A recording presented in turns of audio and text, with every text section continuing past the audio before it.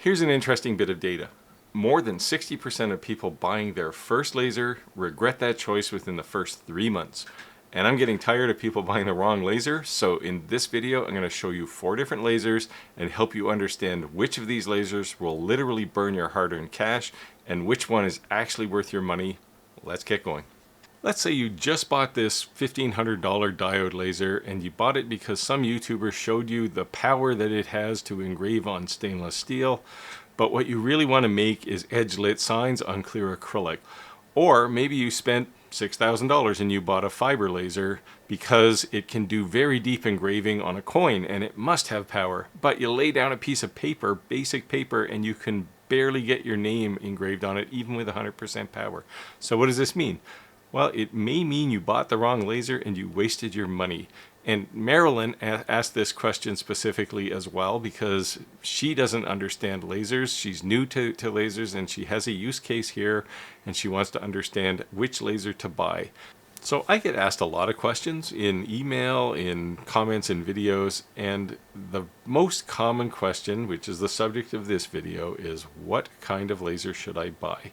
Now, it might shock you to understand that I have no idea what the answer to that question is. And the reason is because I'm not you. You're the maker, you're the center of your universe, and whatever laser you buy is just going to be in your orbit and you're going to pull it out every now and again and make something. So how do you make some determination? Well, you need to understand you. And by that I mean, what do you plan on doing? Do you make volume? Do you make one-off items? Do you make big items? Do you make small items? What type of materials do you use? Maybe you only plan on working in acrylic. Maybe you only ever want to touch plywood. I don't know, right? You have to make that choice. So how do we do that? Well, I'll start by giving you a homework assignment. The first thing you need to do is make 2 lists, a list of materials you want to work with and a list of projects you want to build. Now, don't go crazy and put 800 materials on your list and you know, an infinite number of projects. Narrow it down to 3 or 4 in each list so that you get a good grasp of where you're going to get started and the direction you're going to go for the next year or so. And I'll tell you right now, your list is eventually going to be wrong because you're going to want to expand. And by then, the good news is you'll either be ready to upgrade the laser you did buy or you'll be ready to buy a second laser. So fear not, just make those lists, and that's your assignment because that will go a very long way to understanding what kind of laser you want to buy. Now let's take a look at the suite of lasers that I've chosen for this video. These are all off-the-shelf lasers. You can buy any of them. I've done reviews on all of them, and I'll put links in the description down below if you want to watch those. But this video isn't about brand names. It's about the technology that these lasers use and what that laser is capable of and not capable of. And I'm not even going to dive into how a diode laser works or what happens to make a CO2 tube shoot a beam of light out. That's all technical, real deep engineering stuff. If you're really interested in that, I'm happy to do videos to talk about it, but it's really beyond the scope here because that isn't going to help you buy a laser. And the first laser I'm going to start talking about here is, of course, diode lasers. Now, the reason it's first is because this is probably going to be the first laser you buy due to just its availability and approachability, we'll say, but it's also cheaper than the rest of the lasers I'm going to talk about here. Now, diode lasers, they used to be open frame. They now tend to be these enclosed units. Inside the box, there's a big rectangular laser module that rides on an XY axis. Outside, there's usually an air assist pump to clean away fumes, and these days, most of these enclosed lasers have cameras. So let's take a quick look at just diode lasers as a whole.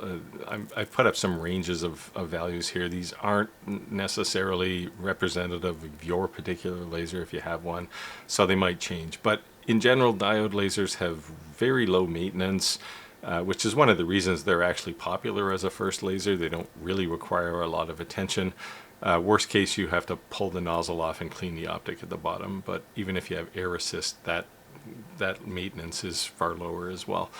Speed-wise, up to 600 millimeters a second. Some are slightly higher, but generally that's kind of the top range. Power 5 to 60 or now even 70 watts.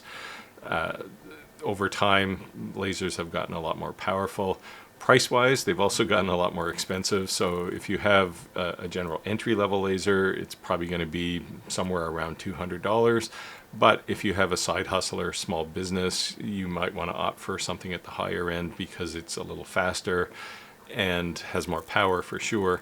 And they would cap out around $2,000. Beam size has also increased over the years. So if you had an older 5-watt laser, it's probably got a tiny beam of 0.06 millimeters. But modern day lasers are around 0.15 up to even 0.2 millimeters. So that's sort of a general overview of the diode laser landscape. Now I'll bring up the light spectrum at the bottom, and while the laser's doing some cutting and engraving here so you can see how it works, you'll notice the distinctive blue. That's because 450 nanometers where this laser runs is in the visible light spectrum. Now here I was probably a little harsh on the engraving, but you can see the output there, and it cuts and engraves wood. Now I'll also bring up this slide, and I'll build this out as we go with all of the other lasers so you can see a head-to-head comparison of the materials that a laser can engrave and cut. And you can see here the diode laser does really well on engraving a lot of materials. Cutting, there's some issues. So it can definitely cut wood and paper and fabric. It does okay on rubber stamps, but it's not going to touch metal for cutting. It's also importantly not going to touch acrylic. And if I throw a piece of acrylic down on the laser here, clear acrylic, this is 100% power, and you can see the laser is just not doing anything. That bit of a circular smoke trail you see there is actually coming from the honeycomb, not from the material. So if you want to work with acrylic, except for black, because diode lasers will cut black acrylic, but if you want to work with clear acrylic, maybe you're making that edge lit sign I showed you at the beginning, this laser is probably not for you, and that'll take us to the next laser. So the next type of laser we're going to talk about here is a CO2 laser, and you would get this type of laser if you have maybe a bigger budget initially, or maybe you want to upgrade from a diode laser so you can do acrylic, and we'll talk about some of those examples. Now CO2 lasers, they tend to be bigger, and that's because unlike a diode laser where there's a single standalone diode laser module, CO2 lasers have a big tube, usually across the whole width of the back of the laser, and then they use a bunch of mirrors to steer that beam down to the work. And they're usually enclosed because they tend to be higher power, so they'll have a lid. Inside they'll have a laser head, very much like a diode laser that moves on an XY axis. But as I mentioned, there's mirrors, and this is the last mirror that steers into the laser head. So I brought up some information here that's similar to what I showed you for diode lasers, and the first thing you're going to notice is CO2 lasers are high maintenance, and that's because there's 3 mirrors that will potentially have to be cleaned in a line. There's also a lens that you'll have to clean. There's liquid cooling to keep the tube cool, and that needs to be changed on a regular basis, and you'll also have to make sure this laser doesn't get to freezing temperatures to avoid any damage to the tube. Now speed-wise, 600 millimeters is about a typical speed for a hobby and entry-level business laser. Power in that kind of laser would be anywhere from 30 or 40 watts to up to 150. You can certainly get much higher laser powers, but you're going to pay a lot more money, and those would typically be more industrial lasers. Price-wise, $800 to maybe $6,000. They can be, again, higher. They'll go to infinity if you've got the money, and get a lot more power, but those are typically not the kind of lasers we're talking about here. Now the beam size is 0.2 millimeters up to 0.5 millimeters, so it's quite a bit larger than a diode laser. That means this laser is not going to engrave quite as much detail as a diode laser, but for that compromise you get the ability to cut a lot more material, and you get to go faster. So while I'm engraving a piece of plywood here just to show you it can be done, I'll bring up the light spectrum again, and I'll put the CO2 laser on it, and you can see that it's way up in the IR. That means that this laser will not have visible light, but it'll be much longer wavelength, and for that wavelength what you can do is now use acrylic, any kind of acrylic. So you can certainly engrave it, you can also cut it. It cuts very cleanly, and that's all a function of the wavelength of light. So when we look at the result, we can pull it out. You can see it's a nice clean cut, and the engraving came out nicely. This is 4 millimeter acrylic, I believe, and comes out nicely. Now, if I bring up the laser material index, you can see that the CO2 laser will certainly cut more materials. It'll also engrave more materials, and the ones that it engraves that are similar to diode lasers, it generally does a bit better. So does that make a CO2 laser the greatest thing since sliced bread? Well, no, not quite, because if you recall, a diode laser can engrave stainless steel. I showed you that tumbler at the beginning of this video. But here I've laid down a piece of stainless steel inside the laser. This is standard, I think 306 stainless or 303 stainless. And it's when I hit it with the laser, I can go 100% power and engrave it, and nothing happens. And that's a bit astounding when you think of all the other things that a CO2 laser can do. So our quest continues. What's the next laser we're going to look at? And that laser, of course, is a fiber laser. Now, if you have a CO2 or diode laser, you're going to immediately recognize that a fiber laser, it looks and acts quite differently. There's a fairly big base typically, and sometimes it's removable, which is the power supply and a laser module. And then there's a big fat cable that runs up to a gantry at the top, and that gantry holds a lens and a couple of galvos, and then it is connected with a fiber optic cable, hence the name.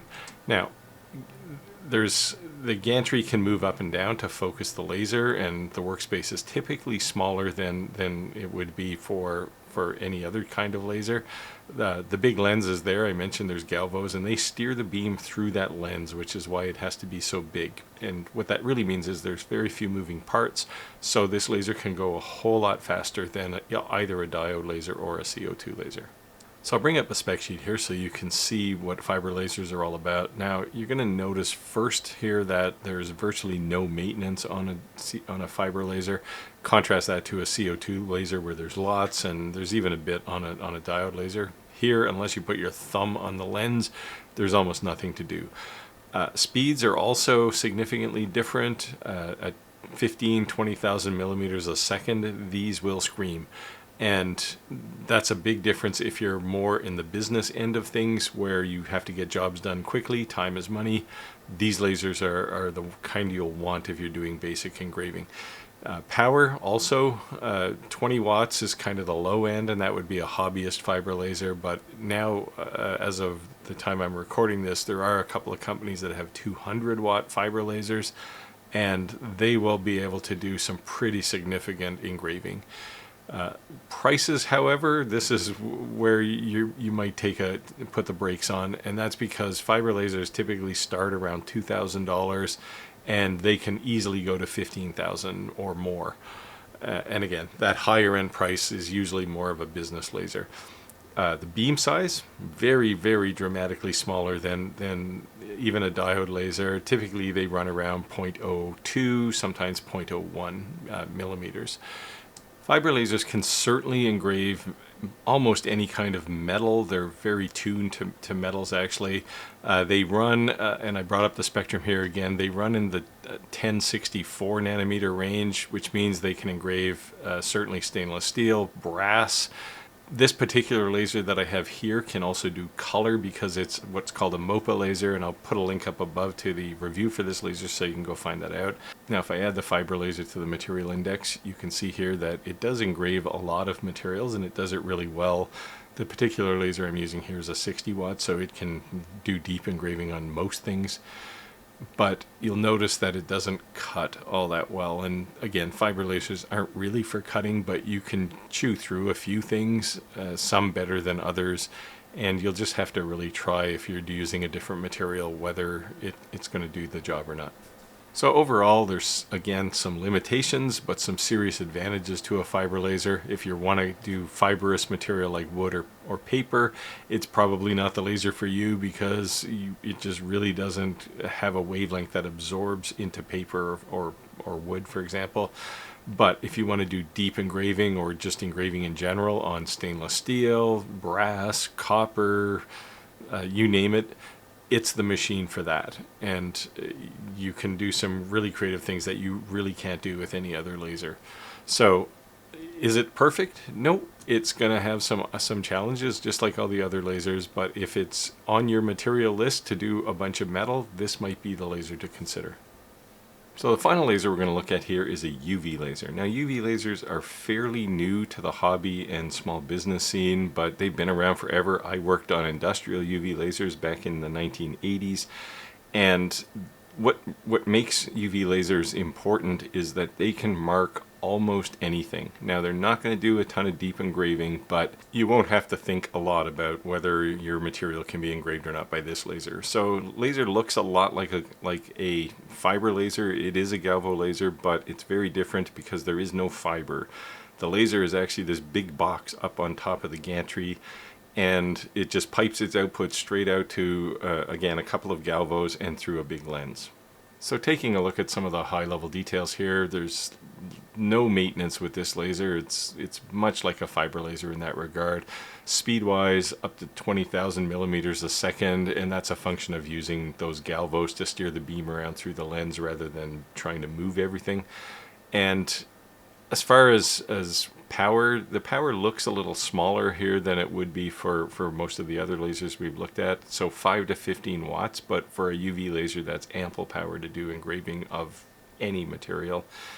Price-wise, these are not cheap, so they're kind of in the business realm, typically around 4,000 and up. And the beam size is ridiculously small at 0.002 millimeters. That's pretty typical of these types of lasers.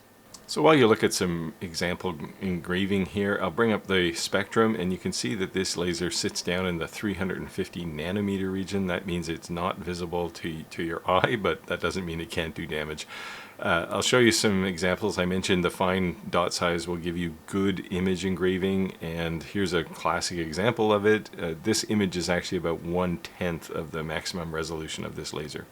So I'll bring up the material slide for the final time here, and I'll add the UV section to it, and you can see pretty much across the board this laser will do very nice engraving on almost any material. You don't generally even have to think of whether your laser can engrave it or not.